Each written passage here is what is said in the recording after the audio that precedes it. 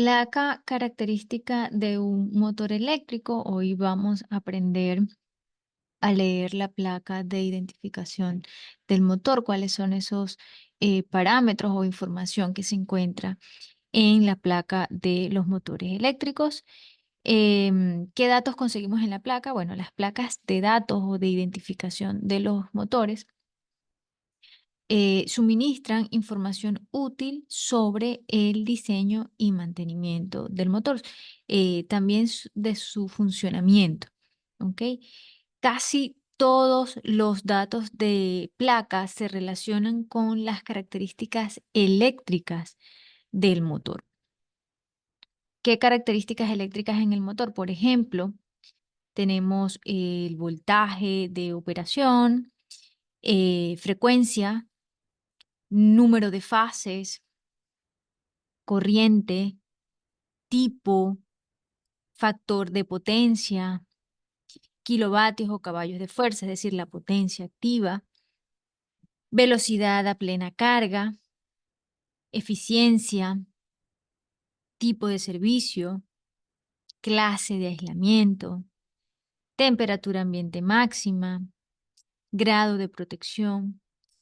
Y quizás otra información, alguna otra información, pero estos son algunos de los parámetros comunes, lo que conseguimos generalmente en la mayoría de las placas de identificación del motor.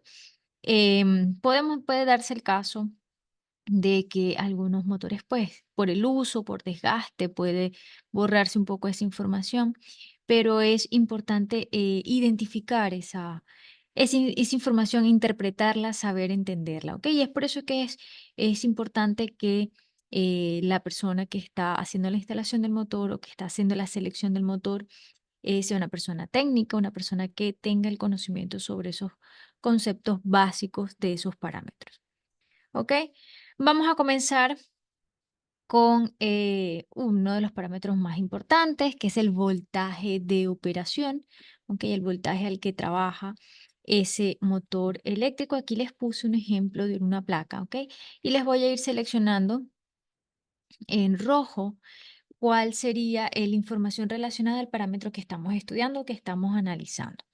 En este caso, el voltaje lo tenemos en esta placa, se identifica con la letra V, ¿ok? De voltios o voltaje.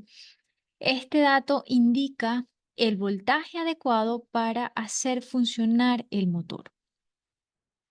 Los parámetros definidos por la placa, como por ejemplo lo que es el factor de potencia, la eficiencia, el par y la corriente, se encuentran bajo control del voltaje y la frecuencia nominal. Es decir, esos parámetros que muestran en la placa, lo que es el factor de potencia, eficiencia, están basados en el valor del voltaje que están ellos indicados acá. ¿Ok? Como dice acá, están bajo el control de ese valor de voltaje. Cuando el motor se usa con un voltaje distinto al indicado en la placa de identificación, su rendimiento se verá afectado. ¿Ok? Es por eso que es importante conectar el motor al voltaje correcto. ¿Ok? Aquí, si observan, hay dos valores. ¿Ok? La V de voltaje dice 220, 242 y hay un triángulo. ¿Ok? También tenemos otra sección para 380 y 420 voltios. Es decir, tenemos dos rangos de voltaje, uno para un voltaje más bajo, otro para un voltaje más alto. Y estos símbolos que están acá representan el tipo de conexión. En los sistemas trifásicos tenemos dos tipos de conexión, el triángulo o delta y también tenemos el estrella o Y en inglés. Entonces acá les hice una comparación de cuál de las dos voy a seleccionar. Bueno, obviamente van a verificar cuál es el voltaje que ustedes tienen disponible, ¿ok? Donde van a hacer la instalación del motor. Y en el caso de 230, les puse aquí como indica 230 400 voltios. Un ejemplo, aquí tienen una conexión en Y, ¿ok? Esta conexión aquí es de en estrella. Si ustedes se fijan, el voltaje que hay en esta fase es 230 voltios. pero el voltaje de línea no es 230. El voltaje de línea a línea son 400 voltios. Entonces, el voltaje que ustedes van a tener entre los dos terminales o entre los tres terminales, ¿ok? Entre las tres fases, es 400 voltios. Mientras que en la conexión delta es diferente. En la conexión delta, el voltaje de línea y el voltaje de fase es el mismo. Ustedes tienen 230 voltios aquí, si se fijan. Esta es una conexión en delta, triángulo, ¿ok? Casi de pronto no se entiende, pero vendría siendo, vamos a ver si puedo dibujarlo por acá, dibujando como un triangulito, ¿ok? Y estas son las tres líneas, ¿ok? L1, L2, L3 o en este caso R, S y T. Entre línea y línea o entre R y S tienes 230 voltios. Entonces, esta es la diferencia que ustedes van a tener en el voltaje. Si ustedes disponen de 400 voltios, la conexión que van a hacer es esta que corresponde a Y, ¿ok? Y si ustedes tienen 230 voltios, pues entonces seleccionan esta opción. Entonces, básicamente, la selección va a depender de lo que tengamos disponible, ¿ok? Y estos símbolos que muestran acá representan el tipo de conexión, si está en delta o si está en estrella, o de triángulo o Y. Muy bien. Y entonces cuando tengan así dos secciones, ¿ok? Este es el rango permitido para este voltaje, rango permitido para este voltaje, también los pueden indicar de esta manera, ¿ok? 230 voltios, 400 voltios. En delta, este delta corresponde a 230 y este Y corresponde a 400. La explicación, esta imagen es bastante clara, ¿ok? Indicando cuál es el voltaje de línea a línea o de línea y neutro en este caso, ¿ok? Recuerden que el neutro es el punto medio. Sigamos. La frecuencia. La frecuencia es cuando indica en hertz, por ejemplo, acá en esta placa les puse donde se indican 50 hertz. Ese corresponde a la frecuencia eléctrica del sistema de suministro para el cual está diseñado el motor. Posiblemente el motor también trabaje a otras frecuencias, pero se alteraría su funcionamiento y podría sufrir daños. ¿Ok? En este caso, tengo dos secciones.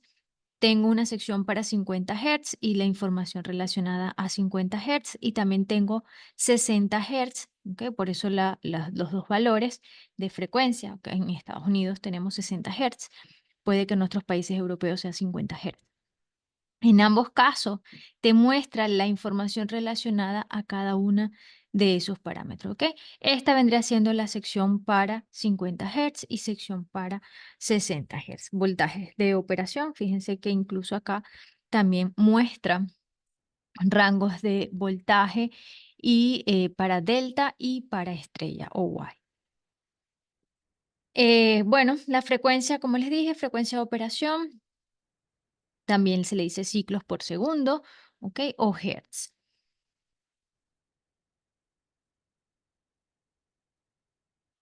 Número de fases. El número de fases se refiere digamos, a la alimentación, número de fases para el cual está diseñado el motor y obviamente tiene que coincidir con el sistema de suministro en el ejemplo que les estoy mostrando acá. Se muestra de esta manera en número 3 porque son tres líneas o tres fases y la onda sinusoidal indica que es obviamente corriente alterna, ¿ok? Es decir, tenemos tres líneas o tres fases. Este es un motor trifásico, ¿ok? Es bastante sencillo de identificar.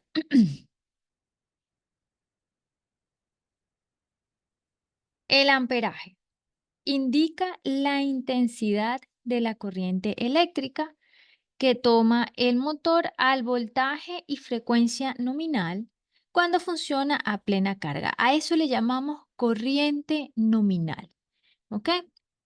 Ya sabemos que el motor tiene un consumo nominal, una corriente nominal y también tiene una corriente, digamos, de arranque o una corriente de inrush. En este caso, esta corriente que está acá se refiere a la corriente nominal. Porque hay dos secciones, Una para el voltaje, como lo dice acá, para el voltaje y frecuencia nominales, es decir, esta corriente que es la A de amperes, esta corriente corresponde a la primera sección en delta, esta segunda corriente corresponde a la segunda sección en Y. En el primer caso para la frecuencia de 50 Hz y en el segundo caso para la frecuencia de 60 Hz. Entonces tenemos especificaciones de corriente o de amperaje para el voltaje, como lo dice acá, para el voltaje y frecuencia, digamos, nominales a la que está diseñado el sistema. Entonces, para este primer valor, que sería 2.8, corresponden a 220 voltios en delta, frecuencia 50 Hz, 1.6 para el caso Y, 2.25 para el caso 60 Hz delta, 1.31 para el caso Y.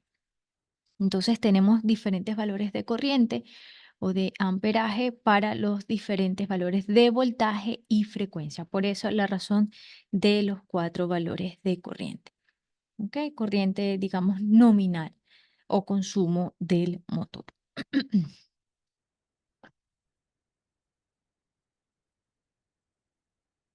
Potencia o power, la potencia activa, potencia real.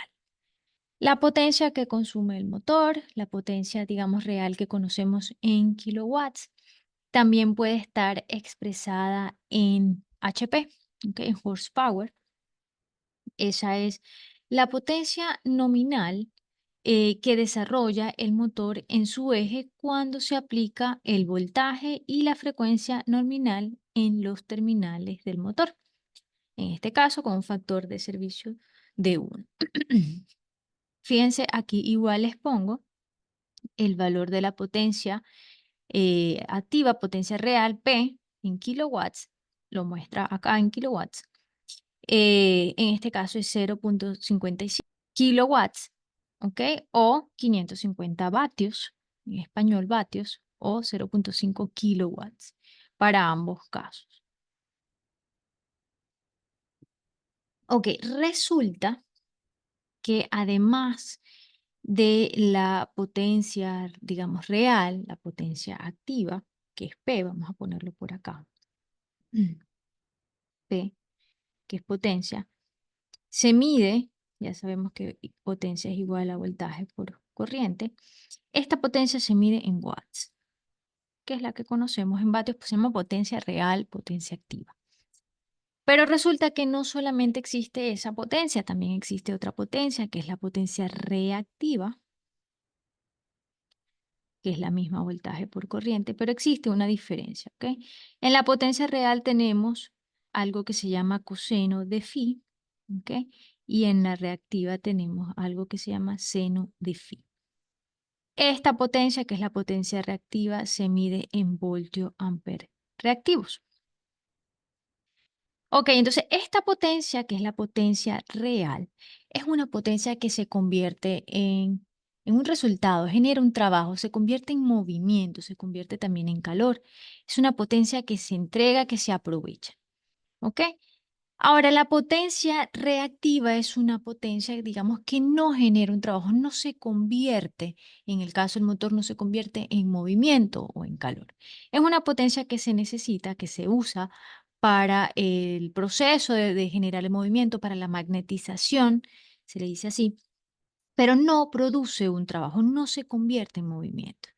Entonces, este factor de power factor o factor de potencia en español también se le llama coseno de phi. Es este factorcito que está aquí, ¿ok? Coseno de phi.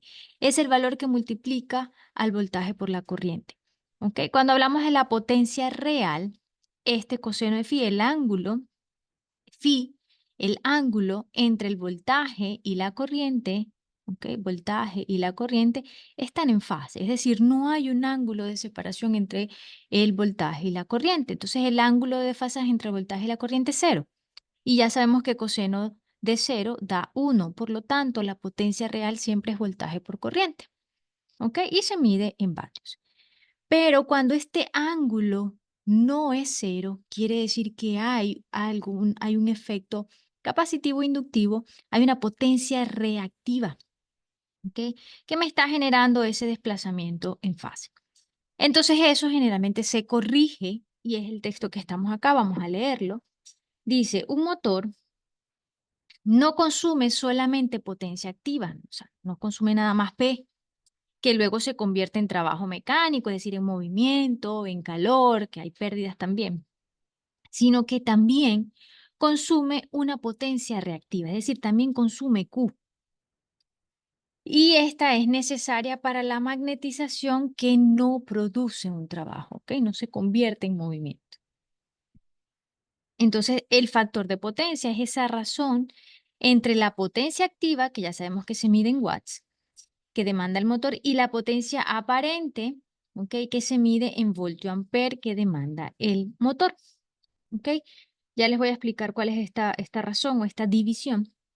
Dice, si el factor de potencia inscrito en la placa de datos del motor fuera menor al especificado como mínimo aceptable por la empresa suministradora de energía eléctrica, entonces se procede a calcular la cantidad de potencia reactiva capacitiva para seleccionar el capacitor que deberá conectarse en los terminales del motor y así corregir ese factor de potencia. ¿Ok? Es decir, tenemos que llevar este coseno de phi, hay que corregirlo, que sea lo más cercano a 1, ¿ok? O que ese ángulo de desfasaje sea lo más cercano a 0, ¿ok? Resulta que esta P es potencia real, Q es potencia reactiva, pero la potencia aparente es S, ¿ok? Que es la que estamos hablando por aquí, me dicen que es en voltio ampere, ¿ok? Voltio ampere, esto es potencia real más la potencia imaginaria, ¿ok? Que es Q, ¿ok? Esa es una potencia, digamos, reactiva, es un número complejo, ese es un número complejo, ¿ok? Esto sí es voltio ampere, ¿ok? Entonces, esta es la potencia reactiva, esta es la potencia real y esta es la potencia aparente, ¿ok? La potencia aparente. Entonces, cuando me dicen qué es la razón entre la potencia real y la potencia aparente, es esa potencia que está ahí, que no me está generando un trabajo, esta, hay que corregirla. ¿Cómo se corrige? Agregando capacitores, ¿ok? Agregando una potencia aquí, se calcula una potencia reactiva capacitiva, ¿ok? Para corregir ese factor de potencia. Entonces, bueno, todo este cuento es porque tenemos en la placa la indicación de cuánto es ese factor de potencia o power factor que también puede estar expresado en coseno de phi. O sea, lo pueden conseguir como coseno de phi, lo pueden conseguir como PF de power factor, ¿ok? PF. Y además lo pueden conseguir así con valores, digamos, decimales, pero también lo pueden conseguir en porcentajes, ¿ok? Este valor siempre va a ser 0, algo, 0,7, 0,8. Ya sabemos que mientras más cercano a 1 es mejor, ¿ok? Mientras esto esté más cercano a 1 va a ser mejor, ¿ok? Pero lo pueden conseguir como que 0,72, pero eso es lo mismo que digamos que es un 72%, ¿ok?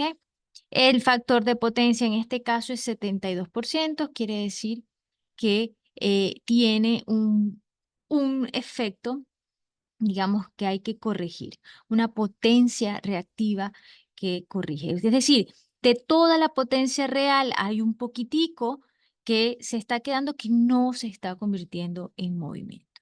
¿Ok? Muy bien, entonces el power factor o factor de potencia puede estar expresado en valores así, digamos, decimales o en valores de porcentaje.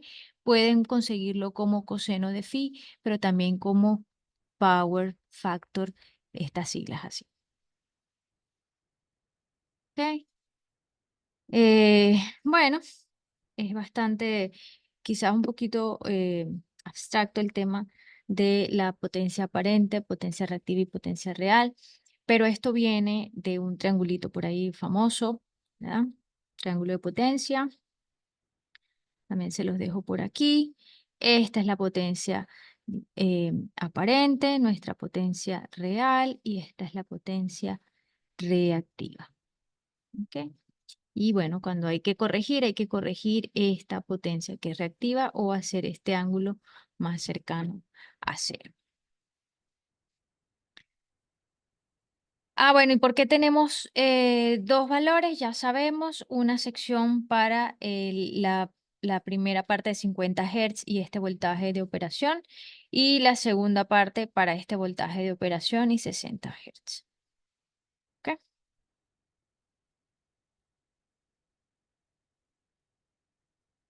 Velocidad. Bueno, esta sí está fácil. Velocidad en revoluciones por minuto es la velocidad de rotación del eje del motor cuando se entrega la potencia nominal a la máquina, con el voltaje y la frecuencia nominal aplicados a los terminales del motor, es decir, a la velocidad nominal. Se expresa en revoluciones por minuto, es decir, vueltas por minutos. ¿Ok? Esa velocidad también se le conoce como velocidad asíncrona en el caso de los motores eléctricos de inducción tipo rotor jaula de ardilla asíncronos. ¿Ok? Fíjense que aquí tenemos revoluciones por minuto para 50 Hz, son 1360 a este voltaje. ¿Ok? Pero a 60 Hz tenemos 1700 revoluciones por minuto. ¿Ok? Esta parte me gusta porque como que te detalla, te separa cada uno de los parámetros para cada uno de esos em, valores específicos de voltaje y frecuencia.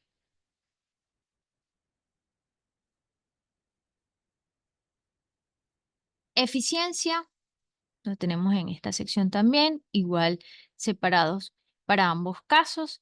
Puede estar expresado en porcentajes o, así como el coseno de phi, en números enteros, digamos en decimales también. Dice en ese espacio figura la eficiencia nominal, NEMA del motor. Está tomada de la tabla 12-4 de la norma MG 12.53b. Ese valor de eficiencia se aplica a los motores de tipo estándar, así como a los de eficiencia superior. Para los de alta eficiencia, Energy Efficiency, se indicará ese valor o ese dato. ¿Ok? Acá está en detalle, casi siempre se consigue así como EFF. ¿Ok? Pueden estar en minúscula o mayúscula. Bueno, acá se los puse EFF. ¿Ok? Y esto quiere decir que es en porcentaje. 70.6 es el porcentaje de eficiencia. Eficiencia bastante sencillo, es salida entre entrada o potencia de salida entre potencia de entrada. Es una manera bastante sencilla de calcular la eficiencia. ¿Ok? Por supuesto, mientras más cercano al 100% o más cercano a 1, pues más eficiente es el motor. Quiere decir que todo lo que está entrando está saliendo. Cuando tenemos un porcentaje de eficiencia del 100%, que es ideal, ¿ok? Quiere decir que la potencia que hay a la salida es la misma potencia que hay en la entrada y por esa división da 1 o lo que es lo mismo 100%. Ya sabemos que en este ejemplo, para este caso, son 70.6%, es decir, que el 30% se está quedando por ahí, ¿ok? En pérdidas, no se está entregando en movimiento, se está generando en calor, ¿ok? Tiene una eficiencia bastante baja, ¿ok? En este caso, eso les permite también tener una idea de, sí, de la eficiencia, de la calidad de ese motor, ¿ok? Si el motor es bastante eficiente, lo que va a entregar a la salida en movimiento eh, será muy parecido a lo que está entrando, a la potencia de entrada. Pero si tiene muchas pérdidas, este porcentaje va a ser bajo. ¿Ok? Acá lo vemos, tenemos un porcentaje de eficiencia del 70% para el caso de 50 Hz y para el caso de 60 Hz tenemos 74% de eficiencia.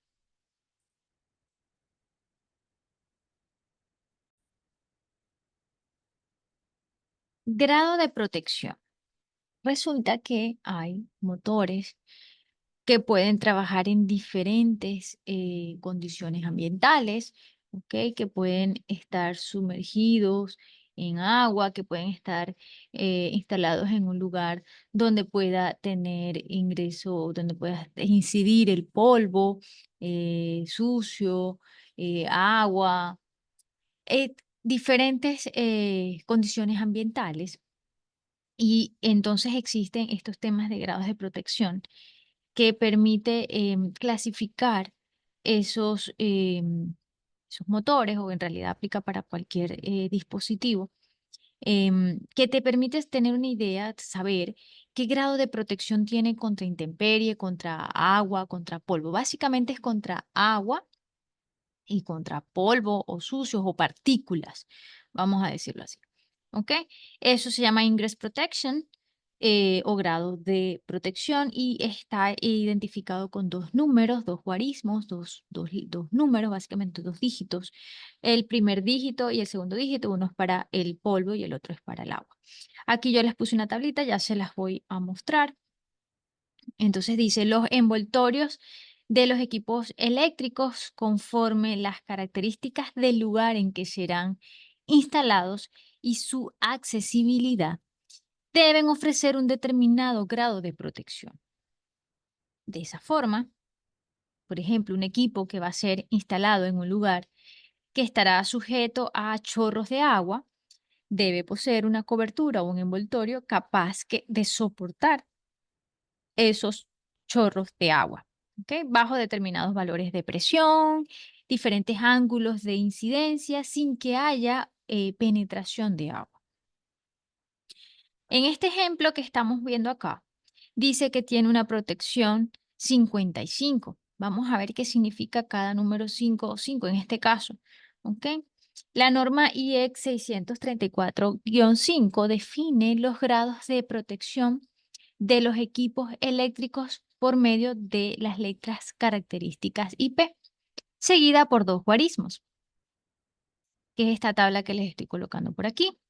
¿Ok? Este es el primer guarismo y este es el segundo guarismo. Generalmente se escribe IP y los dos números. ¿Ok?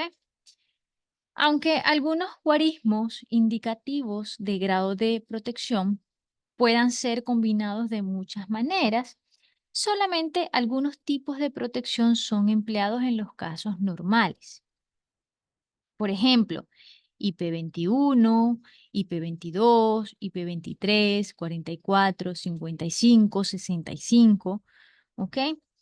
Fíjense, aquí tenemos la tabla. Tenemos el grado de protección. Por ejemplo, en el caso 0, para el primer número no hay protección contra cuerpos extraños. ¿Ok? Una protección 2 para el primer dígito tiene protección contra cuerpos extraños sólidos con unas dimensiones de 12 milímetros. Quiere decir que tiene esa protección, no van a ingresar esos cuerpos que tengan esas dimensiones. ¿Ok?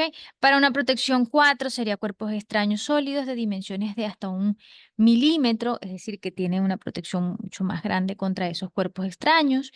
Y una protección de grado 5 para el primer número sería una protección contra acumulación de polvo nocivo. ¿Ok? Entonces, esto corresponde al primer dígito, al primer número. ¿Ok? Y ahora para el segundo número sería la protección de agua. ¿Ok? En el caso 0 no hay ninguna protección contra agua. Vamos a hablar de la protección 1. Segundo número 1 sería gotas de aguas en vertical. Protección, vamos a hablar 3, agua de lluvia hasta una inclinación de 60 grados con la vertical. Una protección 5, que era nuestro ejemplo decía que era un IP55, sería chorros de aguas en todas las direcciones. ¿Ok? Entonces, esta vendría siendo la protección que estaba en este ejemplo. Vamos a buscar acá, aquí está. IP55 sería esta última protección. Dice, los tres primeros son motores abiertos, IP21, 22 y 23. Fíjense que están dentro, 21, 22 y 23, están dentro de los tipos de motores que son abiertos. ¿Ok? Para aplicaciones especiales más rigurosas son comunes también los grados de protección I55W, que es una protección contra intemperie, 56 contra agua de oleaje, y 65, que también es bastante, se consigue en muchos dispositivos, está totalmente protegido contra polvos. ¿Ok? Y 66 es totalmente protegido contra polvo y contra oleaje. ¿Ok? Es decir, que puede estar, digamos, sumergido. Entonces, estos son algunos ejemplos de las protecciones que pueden conseguirse en los diferentes dispositivos, en este caso para el caso de los motores, perdón, para el caso de los motores eléctricos, pero en realidad aplica, es una certificación que pueden ver en diferentes dispositivos eléctricos. Código o clase de kVA, kilovoltampere. En este espacio se inscribe el valor de kVA que sirve para evaluar la corriente máxima de avalancha o de arranque, corriente de inrush, ¿ok? Se especifica con una letra clave correspondiente a un intervalo de valores de kVA o HP. Y el intervalo que abarca cada letra aparece en la norma NEMA 10.36. Aquí les puse, pues, una tabla, no está completa, ¿ok? Solo puse una sección, donde indica la letra del código y el rango en kVA o HP, ¿ok? Y valor aproximado en el rango. Entonces sería, por ejemplo, aquí hay un valor común, es la letra G. Letra G, aquí en el ejemplo está la letra J, pero bueno, vamos a ver aquí la letra G dice que abarca desde 5.6 hasta 6, hasta 6.3. 5.6 hasta 6.3, aquí está. Es necesario comprobar que el equipo de arranque sea de diseño compatible y consultar si la empresa suministradora de energía eléctrica pues permite ese tipo de carga en el sistema. Entonces, bueno, aquí está, si dice G, sería este rango de kilovoltampero de HP 6.3. ¿Ok? En el ejemplo de J, no sé si se, aquí está, 7.1, 8.0. ¿Ok? Puede conseguirse como código, la mayoría dice así code, pero también puede decir clase. ¿Ok? Clase. Rating o temperatura, esa está bastante fácil, es la temperatura ambiente máxima a la cual el motor puede desarrollar su potencia nominal sin peligro. Si la temperatura ambiente es mayor que la señalada, hay que reducir la potencia de salida del motor para evitar daños al sistema de aislamiento. ¿Ok? Fíjense que aparece el rating, pero también puede aparecer temperatura o temp. Es fácil de identificar porque te aparece en grados Celsius, ¿ok? A veces te sale con una palabra aquí como dice cont, que es de continuo, hablando del servicio que es continuo, ¿ok? 40 grados Celsius. Esa es la temperatura de operación, sin generar daños en el sistema de aislamiento. También existe algo que se llama régimen de servicio o servicio también, o se le dice duty también. En este espacio se graba la indicación que puede ser CC de continuo o intermitente. ¿Ok? Fíjense en el ejemplo, les puse CC. Bueno, conseguí este ejemplo que dice CC. Esta última significa que el motor puede funcionar las 24 horas, los 365 días del año durante muchos años. Eso es continuo. Ahora, si es intermitente, se indica el periodo de trabajo, lo cual significa que el motor puede operar a plena carga durante ese tiempo. Una vez transcurrido ese tiempo, hay que parar el motor y esperar a que se enfríe antes de que arranque de nuevo. ¿Ok? Estos son algunos ejemplos de régimen de servicio o de servicio, que puede ser continuo o intermitente. Ahí también ya les voy a mostrar ahora otros, los servicios que conseguí, S1, S2, S3, es el régimen de servicio, ¿ok? Pero quería aprovechar esta imagen para mostrar el power factor, que es el factor de potencia, que antes me lo mostraban en valores 0.7, 0.8, aquí me lo están mostrando en porcentaje. ¿Ok? Recuerden que puede estar expresado en valores 0,1, 0,8, 0,9 o porcentaje 80%, 70%, 90%. Ok, continuando entonces con el régimen de servicio, los regímenes de servicio, de tipo de servicio y los símbolos alfanuméricos que se atribuyen a este caso son los que siguen. Por ejemplo, el régimen de servicio continuo lo pueden conseguir como S1. De hecho, nuestra primerita imagen me parece que tenía el régimen de servicio continuo. Aquí está, S1. ¿Ok? Este es un motor de servicio continuo S1. Vamos a ver.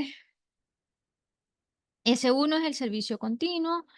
Em, Teníamos también el S2, que es un régimen de tiempo limitado. ¿Ok? También tenemos régimen intermitente periódico, que sería S3. Régimen intermitente periódico con arranques S4. Régimen intermitente periódico con frenado eléctrico, que sería S5. Régimen de funcionamiento continuo periódico con carga intermitente, S6.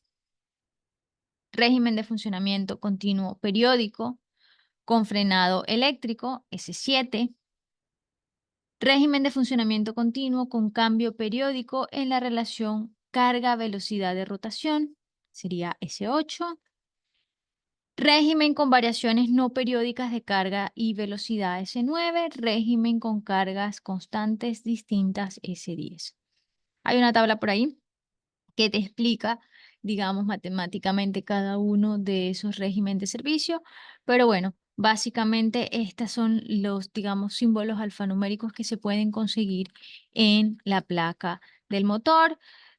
Por acá tengo simplemente CC, donde habla de servicio continuo, pero también tenemos por acá en la primera placa de ejemplo, tenemos S1 que lo indica por acá.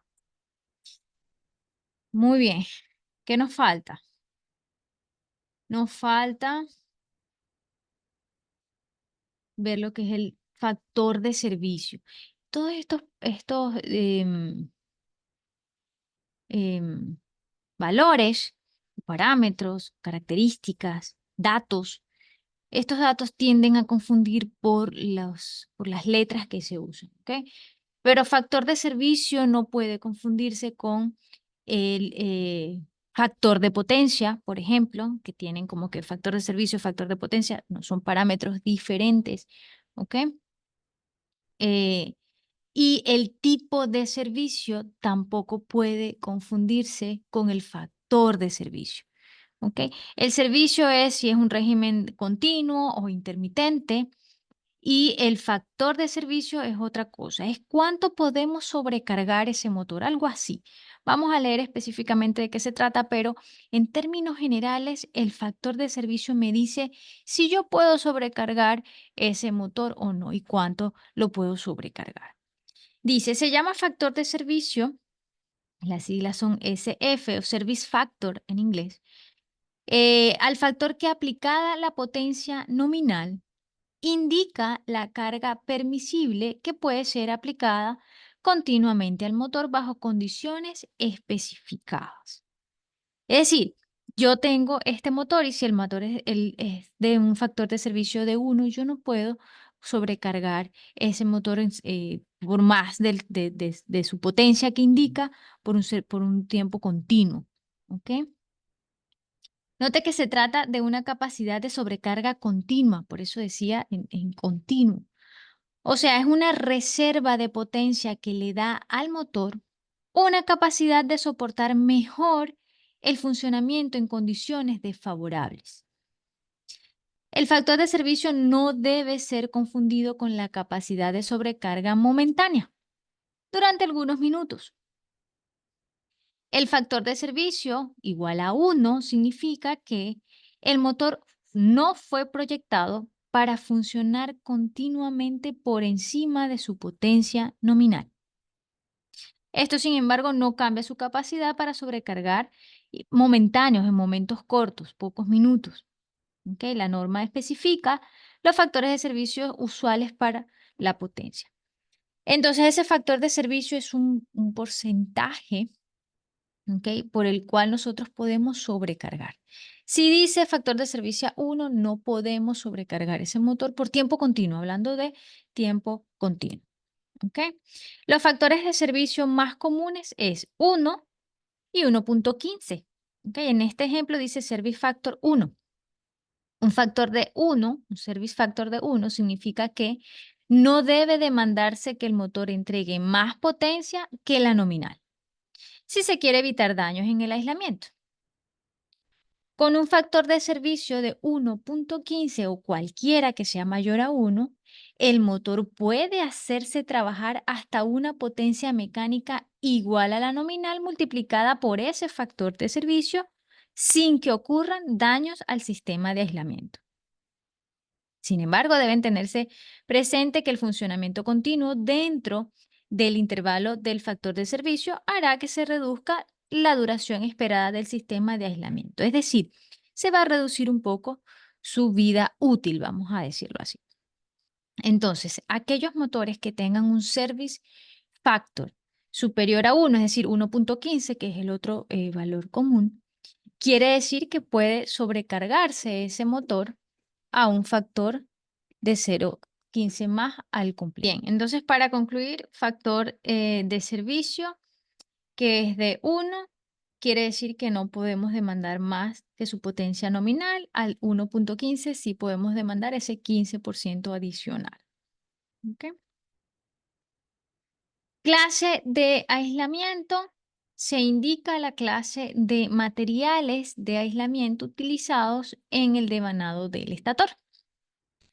Son sustancias aislantes sometidas a pruebas para determinar su duración al exponerlas a temperaturas predeterminadas. La temperatura máxima de trabajo del aislamiento clase B, por ejemplo, es de 130 grados Celsius. La de clase F, que es la de nuestro ejemplo que está aquí, es de 155 grados centígrados y de la clase H 180 grados Celsius o centígrados. ¿Ok? Entonces, bueno, aquí tenemos algún ejemplo de insulación. Puede salir así como que insul o INS, insulación, o clase también. F, ¿ok? Se refiere al aislamiento, al material con que está el aislamiento del estator y básicamente corresponde a las temperaturas que soporta.